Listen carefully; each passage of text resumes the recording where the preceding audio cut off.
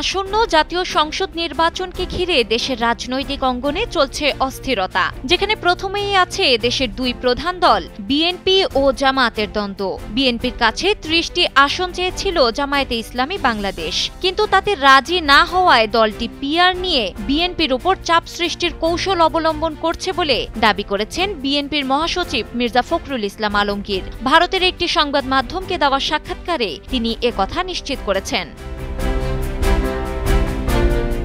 মূল বিবাদ বিএনপি জামাতের দাবি মেনে না নিয়ে তাদেরকে খুবই সীমিত সংখ্যক আসন দেওয়ার প্রস্তাব দেয়, যা জামাতের জন্য গ্রহণযোগ্য নয় বলে মনে করে দলটি। এই প্রেক্ষাপটে জামাত এখন নির্বাচনী ব্যবস্থা পরিবর্তন করে পিআর পদ্ধতি চালুর দাবি জানাচ্ছে। বিএনপি মহাসচিব মির্জা ফখরুল এই দাবিকে একটি কৌশল হিসেবে উল্লেখ করছেন। তার মতে এটি আসন বণ্টন নিয়ে অসন্তুষ্ট জামাতের দ্বারা বিএনপির ওপর রাজনৈতিক চাপ তৈরি করার একটি উপায় মাত্র।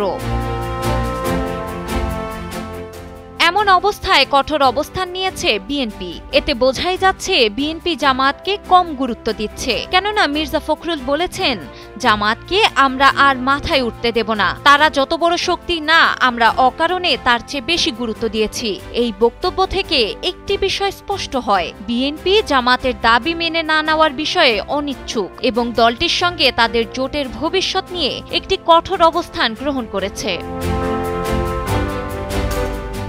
মির্জা ফখরুল দৃঢ়ভাবে জানান, আগামী বছর ফেব্রুয়ারিতে নির্বাচন অবশ্যই হবে এবং তা শান্তিপূর্ণভাবে অনুষ্ঠিত হবে। জামাত শেষ পর্যন্ত প্রচলিত সরাসরি ভোট পদ্ধতিতেই নির্বাচনে অংশ নেবে। তিনি এনসিপি সম্পর্কেও মন্তব্য করেন, বলেন তাদেরকে আর একটি শক্তি হিসেবে গণ্য করা হয় না, কেননা সম্প্রতি এনসিপি ও গণ অধিকার পরিষদের একীভূত হওয়ার জোরালো আলোচনা চলছে। সবশেষ এই বিষয় স্পষ্ট যে আসন বণ্টন নিয়ে জামাতের সঙ্গে বিএনপির মতবিরোধ তৈরি হয়েছে। এই বিরোধের ফলে জামাত পিআর পদ্ধতির দাবি তুলে বিএনপির ওপর চাপ বৃদ্ধি করছে বলে মনে করছে বিএনপি। তবে এই চাপ মেনে নিতে প্রস্তুত নয় দলটি এবং জামাতকে তাদের অবস্থান থেকে সরে আসতে বাধ্য করতে চাইছে। এই পরিস্থিতি আগামী নির্বাচনকে অনিশ্চিত করে তুলেছে বিএনপি জামাত দ্বন্দ্ব।